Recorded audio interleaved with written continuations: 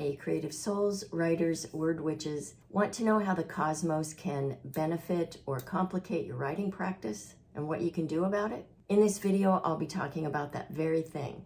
And this time, I've consulted the interpretations of an astrologer who is new to me here on YouTube. Her name is Lori Lothian, and her channel is called Lunatic Astrology. As always, I will put links to her channel and to her video about this full moon and many, many other things in the description below. If you don't know me, my name is Johnny. You can learn more about me at my website, johnnymazzacco.com. And please check out my upcoming novel, Miranda's Garden. You'll find a link to it in the top navigation bar on the website. And of course, I will put links to those and many other things in the description so you can check out my offerings. If this video and others on my channel resonate with you, I would truly love it if you would tap the subscribe button and tell your writer and aspiring writer friends about me. I just surpassed 300 subscribers. Thank you to everyone who has subscribed, shared, liked, and commented, because all of that bumps me up in the algorithm and will help me grow my channel. I'm growing this channel organically. I'm not using any bells or whistles. I'm not paying anyone to do anything for me. It's just me posting videos, responding to your comments, and my next goal is 500 subscribers by the end of Q3, so the end of September. All right, so on to the reason that we're here. Lori, the creator of Lunatic Astrology, says that this full moon on July 10th is going to, and I quote, wake up collectively humanity to its origins, to where we really come from and how long we've been on this planet. But it also has a volcanic quality to it for explosive energies, including real volcanoes, unfortunately, end quote. So this explosive volcanic energy can show up both literally and figuratively. And of course, I will, as I go, tie these energies and this information into writing and how it may show up in your writing life. Lori says there's also a mysterious vibe about this full moon, with some influences and parallels to Atlantis and the Sphinx. And I won't get into all of that here, but I encourage you to check out her video and see what she has to say. She has a very unique and in-depth way of approaching astrology. And when she talks, it comes across as very stream of consciousness. She's very interesting, so I hope you'll check her out. And we don't have any kind of affiliate thing going on. She doesn't even know that I'm saying this about her. She has no idea who I am. But I found her interesting and encourage you to visit her channel if you are someone who values astrology. So about this getting to our origins as a species and this explosive volcanic energy, how might that relate to your writing life? Well, it could mean that you find yourself accessing some deep subconscious goodness during this time. And that's what we writers want, right? We want to be able to access that subconscious dark creative side of ourselves, because that's where all the wisdom lies. That's where the very best stories come from. And not just the stories themselves, but the core themes behind them. And I know this idea of going really deep to that dark place in us scares some people because they equate darkness with evil. And I do not. If you followed me at all, you know how much I value the darkness, because it's our darkness, those things we hide from ourselves and others, because we've oftentimes been shamed into it. It's the parts of us, our thoughts, our beliefs, sometimes even our actions, that don't really fit the nice person or the good girl model that our culture tells us we need to fit into, to be accepted, to belong, and to be loved. And so we hide these things away, and then it causes all sorts of bad stuff inside us, like health issues, mental health issues, physical health issues. And so I'm all about writing about those taboo things that we keep in the darkness. Pulling them out, writing about them, can only benefit us and the world. Because I think the darkness, our subconscious, is where our genius lies. And this is where all those universal, unforgettable stories come from. So let it do its thing. Just let the stories that you hold back from telling, or that maybe present themselves to you for the first time during this time, let them come out and land on the page. Because here's the thing, explosive volcanic energy, metaphorically, doesn't necessarily equate to negative events in people's lives. It could mean an explosive opening in your imagination that allows you to write like you never have before. You might even find that you're doing automatic writing. that kind of writing that comes from deep inside you and far outside you. When you get into that deep flow state and you come out of it and see the words on the page and think, did I write that? Do I know that?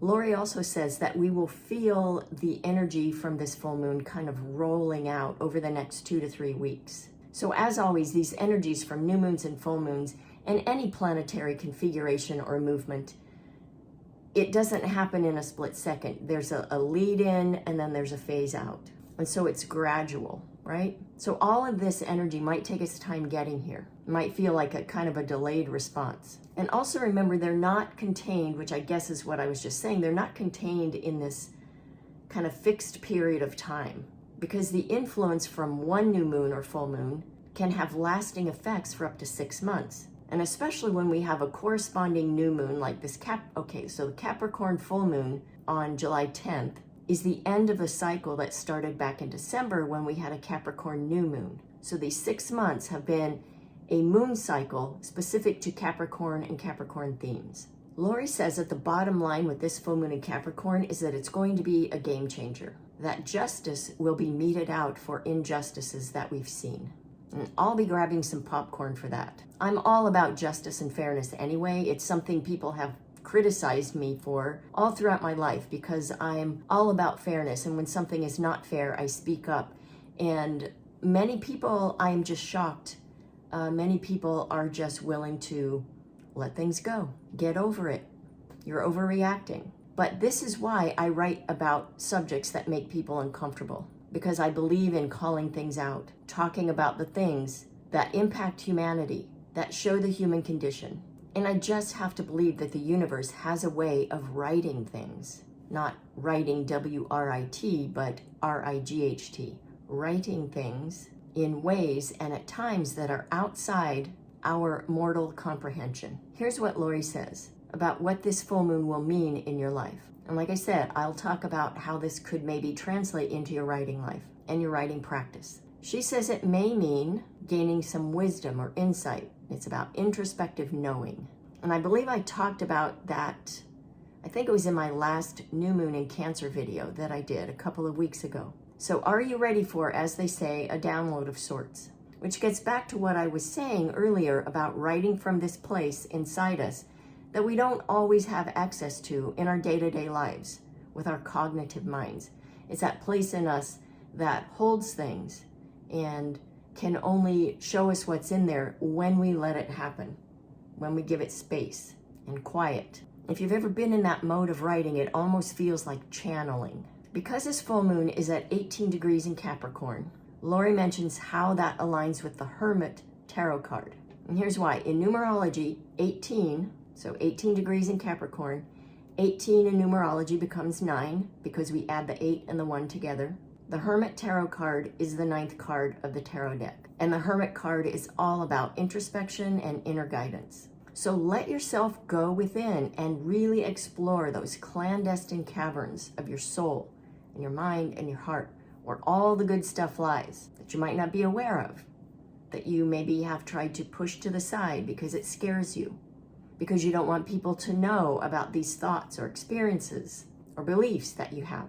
And then put what you find in your stories. I am convinced that when we write from this very deep place, our work cannot help but land on people in some very impactful ways. And this is why I believe stories can heal the world. But we have to get to those darker places, those deep places within us. We can't be writing from our brain. I'm sure we have to write from our hearts. We have to write from even deeper than that. Lori says we can also count on some kind of massive shock. And again, it doesn't have to be negative, right? She gives an example of maybe discovering some shocking news about our origins as a species. And this wouldn't be a bad thing, would it? I think, in fact, it would be a very good thing. And the more we know about ourselves, not just our current incarnations, but about how our species originated, that could cause an incredible perspective shift in how we view ourselves, each other, and the universe even.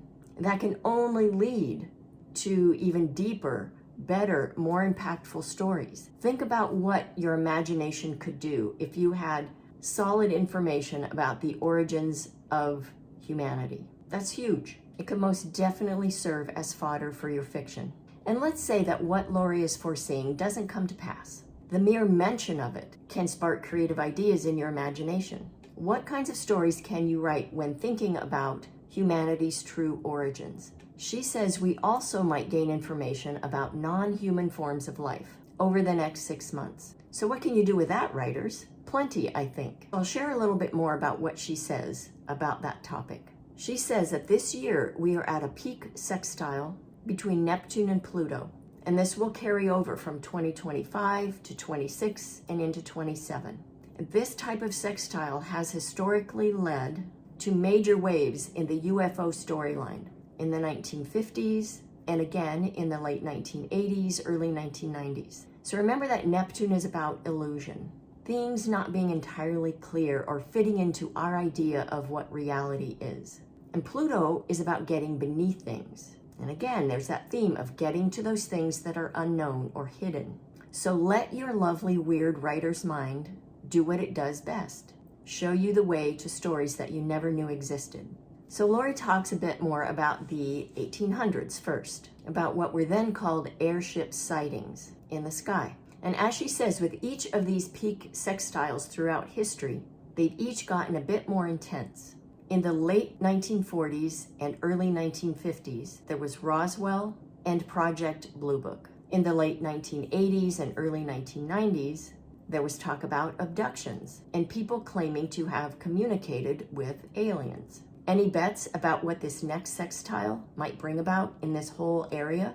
What storylines can you create using that theme, that subject matter? Even if you don't write science fiction, what stories can you imagine about other life forms?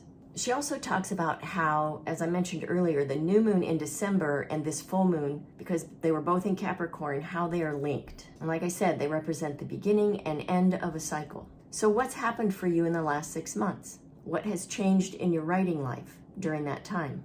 What have you accomplished? You probably know that I'm a fan of celebrating accomplishments. Even if they seem small, they all count, like me reaching 300 subscribers. Every step forward is a positive step. I also hit the baseline funding level for my Kickstarter campaign for my novel Miranda's Garden. And even though we're not done yet and we're still taking late pledges, that was a milestone. That was huge for me. That's worth celebrating.